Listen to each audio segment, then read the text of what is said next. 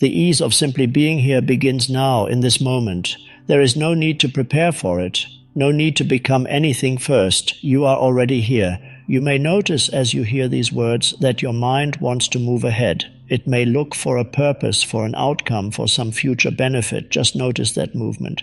And at the same time, notice something very simple. You are aware. There is a presence that is here before the next thought appears and after it disappears. It is here in between the words. It is here underneath the words. It is here as a quiet field in which everything comes and goes.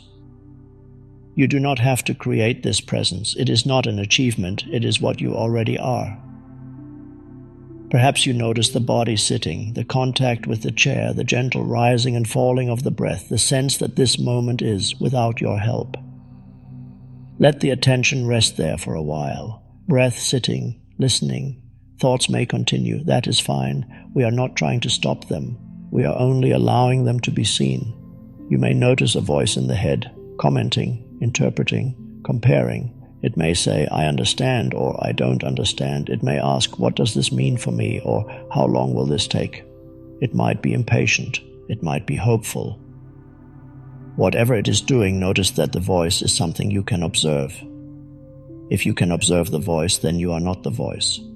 This is very simple, and at the same time it changes everything.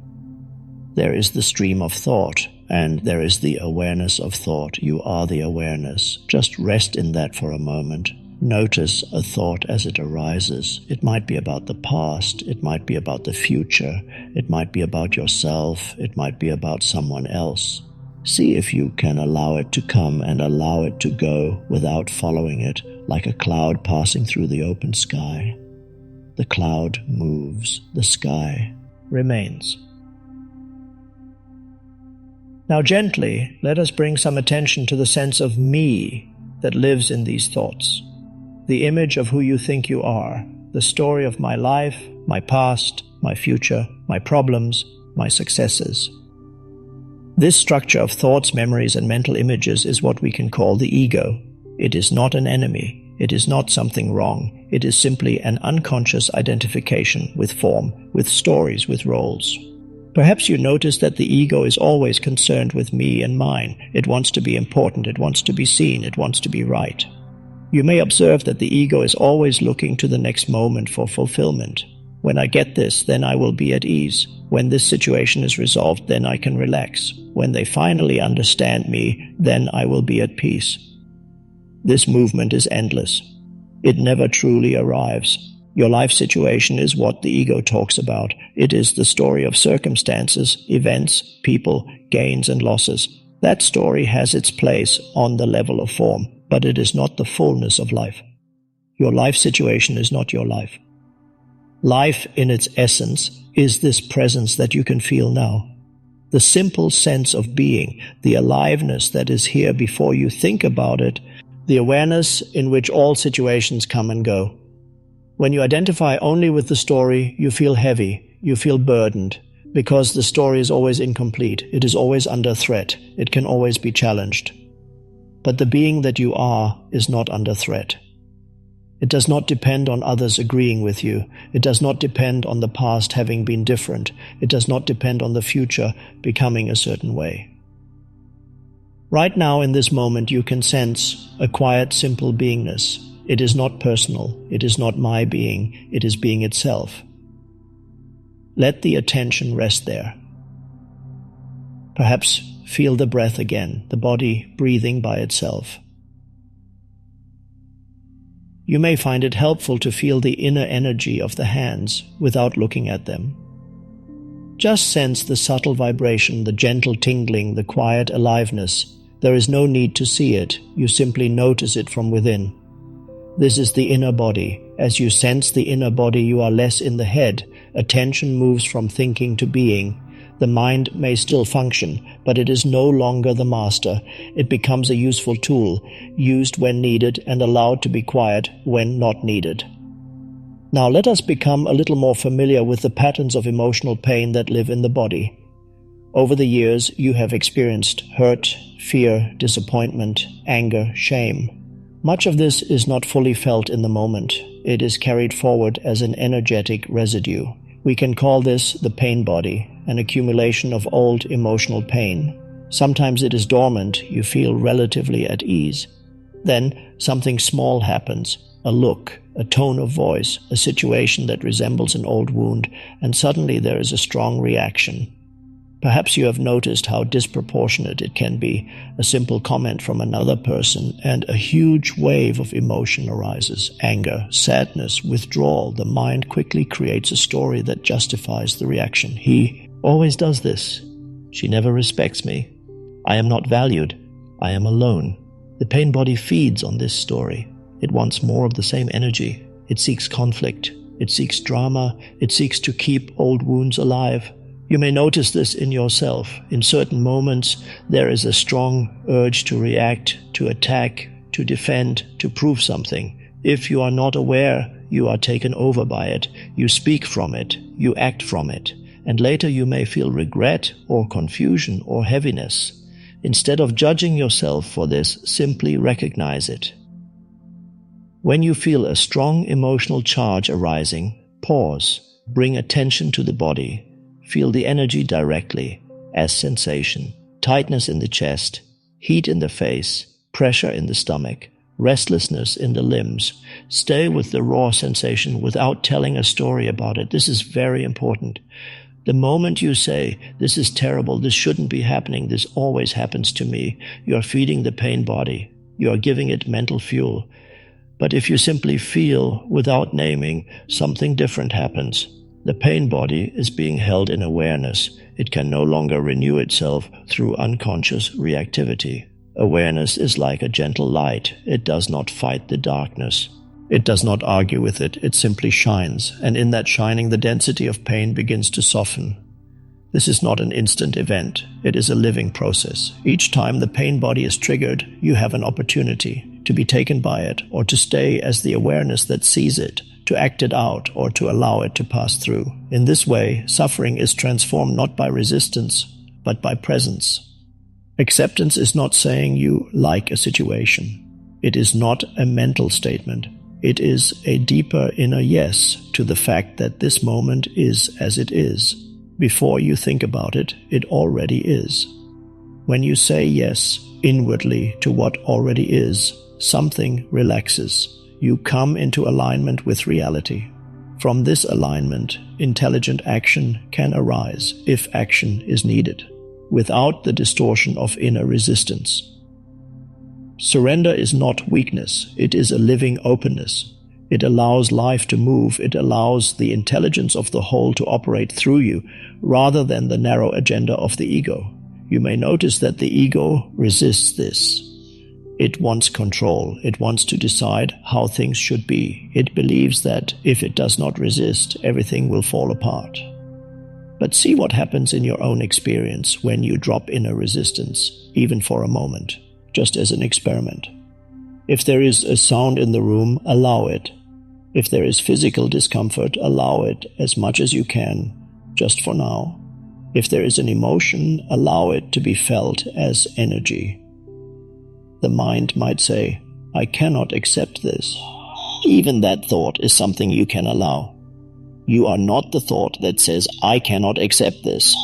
You are the awareness in which that thought appears. In this seeing, a deeper acceptance is already present. Now, let us bring this to relationships.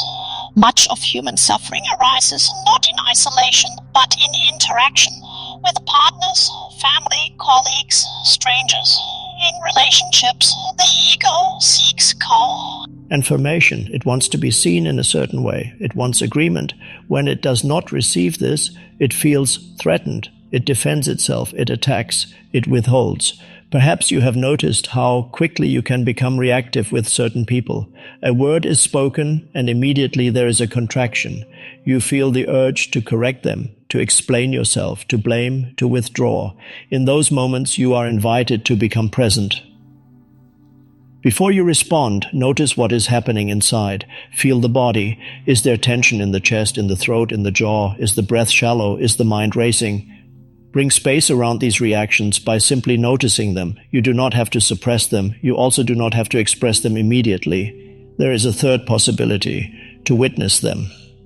When you witness your own reactivity, you are not completely identified with it. A gap opens. In that gap, there is freedom. Instead of an automatic pattern, a fresh response can arise, or no response. Sometimes silence is the most powerful expression. You may also begin to see the other person differently. When they are reactive, you can recognize that they too are taken over by their mind, by their pain body, by their conditioning. This does not mean you allow abusive behavior, but it means you see more clearly. When you see more clearly, compassion arises naturally. You understand that the other is not doing this to you as a conscious choice. They are acting from unconscious pain. You do not need to make them into an enemy in your mind. Presence in relationships means you use every interaction as a mirror. When you feel triggered, instead of focusing solely on what the other has said or done, you turn attention inward. What is alive in me right now? What is being touched? What belief or identity is being challenged? This curiosity is not mental analysis. It is a gentle sensing, and in this sensing, old patterns can dissolve. Now again, let us come back to the inner body. You can close your eyes for a moment, if that is comfortable, or leave them softly open. Notice the breath. Notice the chest rising and falling. Notice the belly moving. Then, expand your attention to include the entire body from within, not as an image, but as a field of subtle sensation, from the soles of the feet, through the legs, the pelvis, the torso, the arms, the hands, the neck, the head. You may feel tingling, warmth, coolness, pressure, or you may simply sense a gentle, undefined aliveness.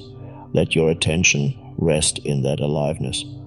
Thoughts may still move in the background. That is fine. They are like distant sounds. The main focus is on the living presence of the body from within. As you stay with this inner sense, you may notice that the distinction between inside and outside is not so clear. There is one continuous field of awareness in which the body, the sounds in the room, the sensations, and the thoughts all appear. You are that field. This is what we could call inner stillness. It is not the absence of all movement. Rather, it is the unchanging background in which all movement happens. You do not have to reach for it. You only recognize it.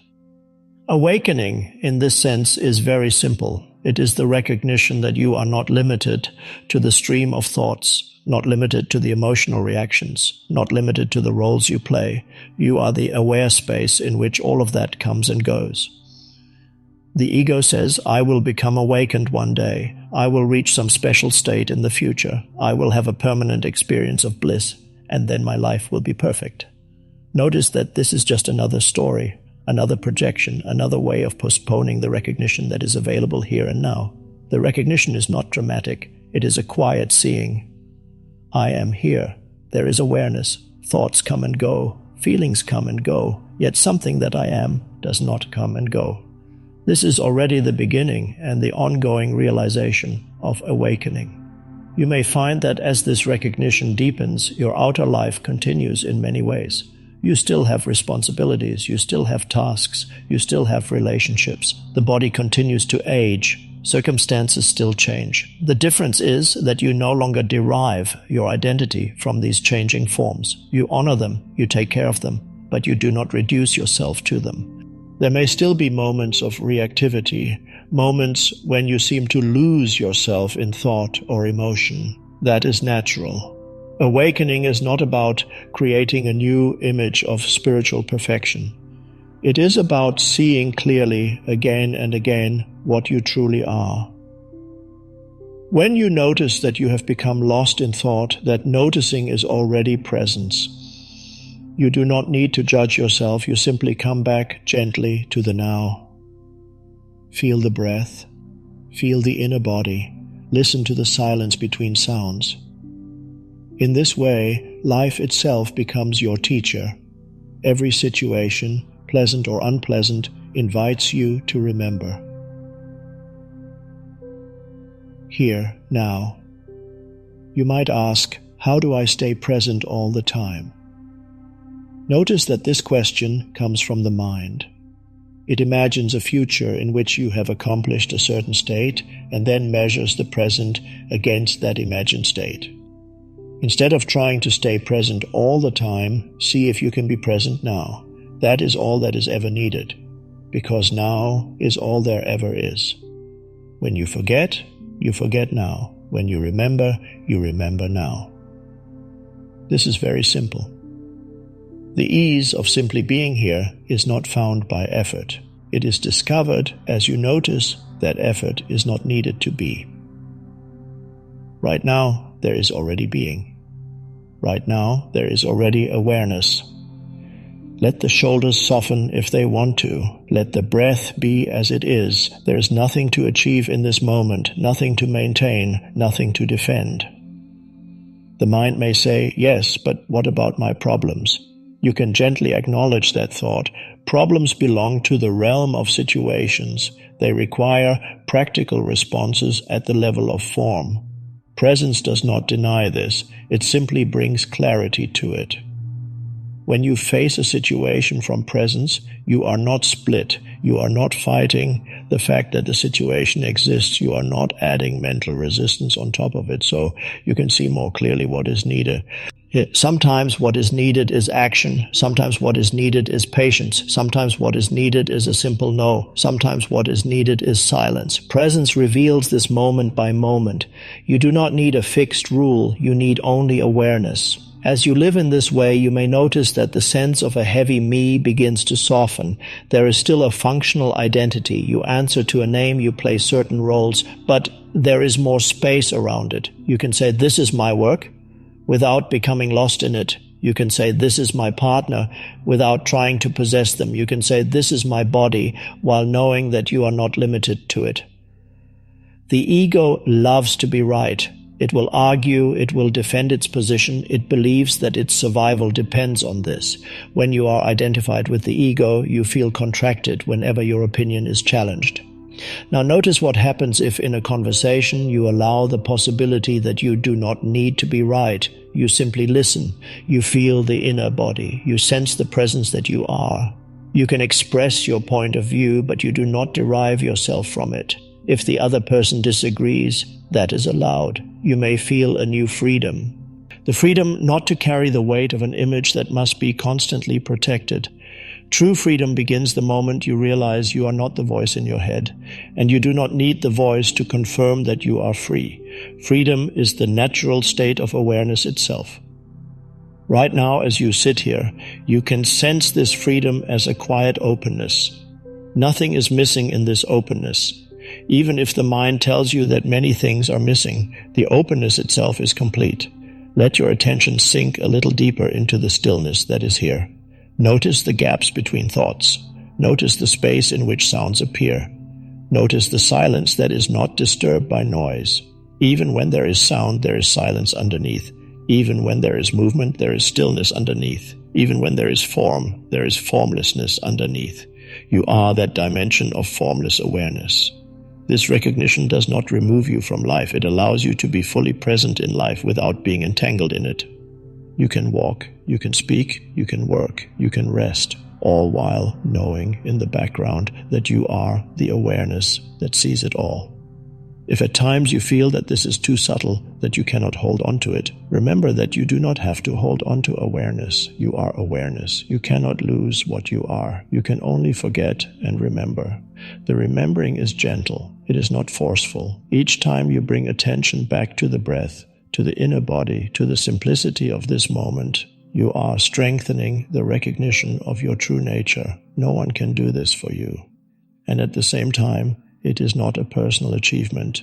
It is simply life waking up to itself. Now once more, feel the aliveness in the hands, in the feet, in the entire body. Let your awareness rest there without strain. If thoughts arise, let them be. If emotions move, let them move. If there is stillness, let it be still. There is nothing to reach, nothing to fix, nothing to become. Just this, just being here. Notice the ease in that, the ease that does not depend on circumstances being different, the ease that is available in the midst of all forms, all changes, all uncertainties.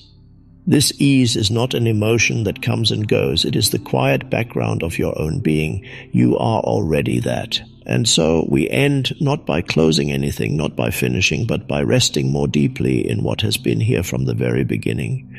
Just this breath, just this moment, just the simple awareness of being here